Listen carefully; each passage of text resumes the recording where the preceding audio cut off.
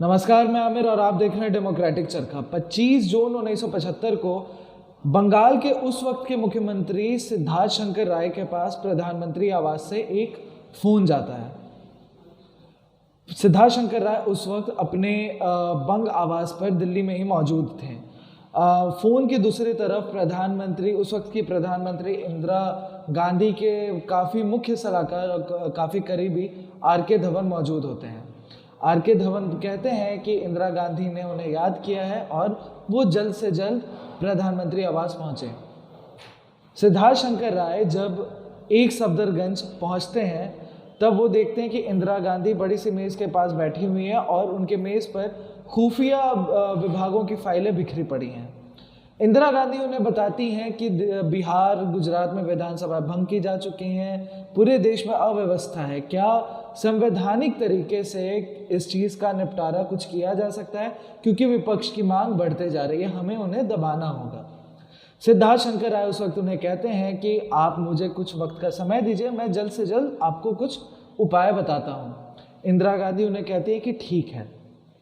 वो वापस आते हैं, भारतीय संविधान के साथ साथ अमेरिकी संविधान के भी कुछ पहलुओं पर नज़र डालते हैं। उसके बाद वो इंदिरा गांधी को एक सुझाव देते हैं। वो सुझाव होता है कि पूरे देश की अव्यवस्था को रोकने के लिए आपातकाल की घोषणा करना। 26 जून जब सुबह इंदिरा गांधी सोने जाती हैं, रात भर जगी रहती हैं, लगातार कई फ़ोन कॉल्स होते हैं, कई गिरफ्तारियां होती हैं और उसके बाद इमरजेंसी पूरे देश में लागू कर दी जाती है। इमरजेंसी ये कह के लागू की जाती है कि पूरे देश में अव्यवस्था है, चीज़ें कंट्रोल से बाहर हो रही हैं, इस वजह से सारे नागरिकों के अधिकार छीने जा रहे हैं। सरकार ने बजाते उस वक्त ऐलान किया कि नागरिकों के अधिकार छीने जा रहे हैं, विपक्ष को प्रोटेस्ट करने का कोई अधिकार नहीं रहेगा, प्रेस की सारी आवाज़ को दबा दिया जाएगा और चीज़ें बैन कर दी जाएंगी।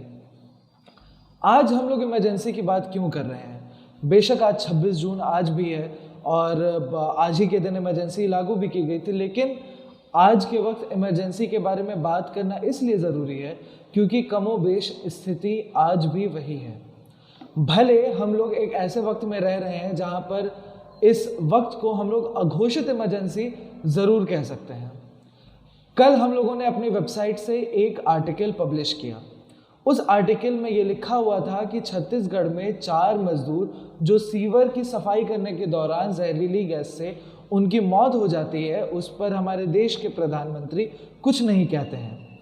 वो सिर्फ स्वच्छ भारत अभियान का नारा देते हैं, सेल्फी खिंचवाते हैं, लेकिन जो स्वच्छ भारत अभियान के असली हीरो हैं उनके बारे में एक ट्वीट भी नहीं करते, एक मन की बात भी नहीं करते। पता नहीं किसे ये बात इतनी ज़्यादा बुरी लग गई कि हमारे आर्टिकल को ही फेसबुक से ये कह के बैन कर दिया गया कि हमारी खबर जो है, ये आर्टिकल जो है वो कम्युनिटी गाइडलाइन के खिलाफ जाती है।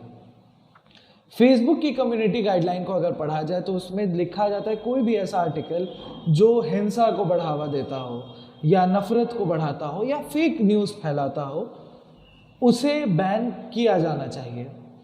आप लोगों को तो याद होगा कि अफराजुल नाम के एक व्यक्ति की हत्या की जाती है और फेसबुक लाइव के ज़रिए उसकी हत्या को प्रसारित किया जाता है, सोशल मीडिया पे दिखाया जाता है कि किस तरह से अफराजुल की हत्या की जा रही है, कुल्हाड़ी से उसे काटा जा रहा है। वो चीज़ बैन नहीं होती है। कुलदीप सिंह सेंगर के आगे के पोस्ट भी बैन नहीं होते हैं। राम भक्त गोपाल जो जामिया में छात्रों पर जो गोली चला देता है, वो उससे पहले भी कई भड़काऊ चीज़ें लिखता है, वो बैन नहीं होता है। फेसबुक पर हज़ारों ऐसे ग्रुप हैं जिनका नाम I support Narendra Modi fan club, इस बार फिर से भाजपा, इस तरह के नाम से आपको कई ग्रुप मिलेंगे। आप उन ग्रुप में जाकर आप उनकी भाषा को देखिए। वो या तो मुसलमानों को मारने की बात कह रहे हैं, या तो वो विपक्ष को मारने की बात कर रहे हैं, दलितों को अपने पाँव की जूती बता रहे हैं, हिंसा फैलाने की बात कर रहे हैं, फेक न्यूज़ फैला रहे हैं, लेकिन फेसबुक उन पर कम्युनिटी गाइडलाइंस नहीं लगाती है। वो कम्युनिटी गाइडलाइंस किस पे लगाती है? जो आप बात खुलकर लोगों के सामने लाना चाहते हैं, जो मेन स्ट्रीम मीडिया नहीं ला रही है। आज के वक्त में सिर्फ ऐसा नहीं है कि डेमोक्रेटिक चरखा के एक आर्टिकल को बैन किया गया है। इससे पहले भी 1 महीने पहले हम लोगों ने एक आर्टिकल कश्मीर पे किया था, जो हमारे कश्मीर के ही एक यूज़र मजहायर ने लिखा था। उन्होंने बताया था कि किस तरीके से कश्मीर के लोगों के साथ अलग अलग राज्यों में भेदभाव होता है। फेसबुक ने उसे भी कम्युनिटी गाइडलाइंस के विरुद्ध पाकर उसे भी बैन कर दिया गया था, हालांकि वो भी फेक न्यूज़ नहीं थी। कश्मीरियों के साथ लगातार भेदभाव हुए हैं। अगर आपको याद हो कि पुलवामा अटैक के बाद अलग अलग देश के अलग अलग हिस्से में जो कश्मीरी रह रहे थे, यहाँ तक कि पटना में भी कई कश्मीरी जो जाड़े में आते थे यहाँ पर कश्मीरी शॉल या सामान बेचने के लिए, उन पर भी कई तरह के हमले होते हैं। पटना की ही एक घटना है जहाँ पर कश्मीरियों की दुकान में घुसकर तोड़फोड़ की जाती है, उन्हें बुरे तरीके से मारा जाता है और कहा जाता है कि तुम लोग पाकिस्तानी हो, यहाँ से चले जाओ। ये बात तब होती है जब पाकिस्तान के खिलाफ हमें देशभक्ति दिखानी होती है, लेकिन पता नहीं क्यों हमारी देशभक्ति उस वक्त खत्म हो जाती है जब चीन हमारी सीमा के अंदर घुस जाता है। हम लोग चीनी सामान का जो बहिष्कार करते हैं, कहते हैं कि चीनी सामान का बहिष्कार करेंगे, चीनियों पे हमला करेंगे। हमारे एंकर चिल्ला कर टीवी न्यूज़ चैनल पे कहते हैं India wants to know and why the JNU is silent tonight. वो जब चिल्लाते हैं, कहते हैं कि चीन को हम लोग मुंह तोड़ जवाब देंगे, और सबसे हिपोक्रेसी की बात यह होती है कि उनके शो के स्पॉन्सर जो हैं वो एक चाइनीज़ मोबाइल फ़ोन होते हैं। लेकिन इसके बावजूद भी जो हमारी इंडियन मीडिया है वो चाइना पर बहुत ज़्यादा खबरें नहीं करती हैं। वो इससे जोड़ती हैं कि आखिरकार चाइना के सपोर्ट से पाकिस्तान हम पे हमला कर सकता है। वो चाइना से सीधा सीधी शायद बहस नहीं कर सकती हैं, क्योंकि चाइना के सामने उनकी देशभक्ति थोड़ी सी बौनी पड़ जाती है। उनकी देशभक्ति और उनका राष्ट्र प्रेम पाकिस्तान से इसलिए ज़्यादा होता है क्योंकि इसकी एक बहुत बड़ी वजह है, क्योंकि पाकिस्तान एक मुस्लिम देश भी है।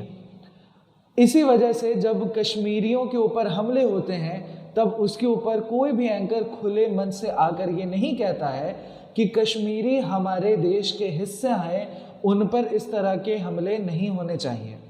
जब धारा 370 हटाई जाती है, पूरे देश में खुशी का माहौल होता है, जश्न मनाया जाता है और कहा जाता है कि आज पूरा राष्ट्र एक हो गया, कश्मीर हमारा हो गया, कश्मीरी हमारे हो गए। लेकिन उन कश्मीरियों को उनके घर में बंद कर दिया जाता है।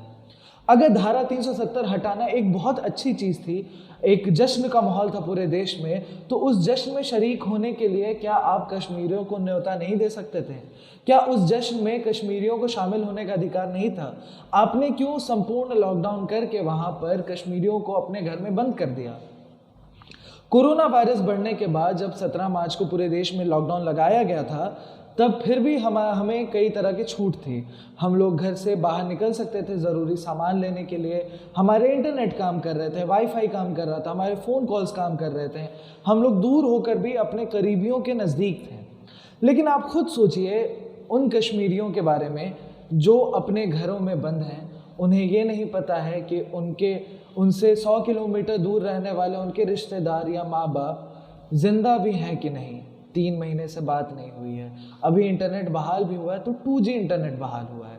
अभी हम लोग 5G के लॉन्च की तैयारी में हैं। इंडिया में वाईफाई स्पीड हम लोग 40 Mbps 80 Mbps का दावा करते हैं, और वहाँ पर कश्मीरियों की जब बात आती है तो हम उन्हें 2G इंटरनेट प्रोवाइड करते हैं।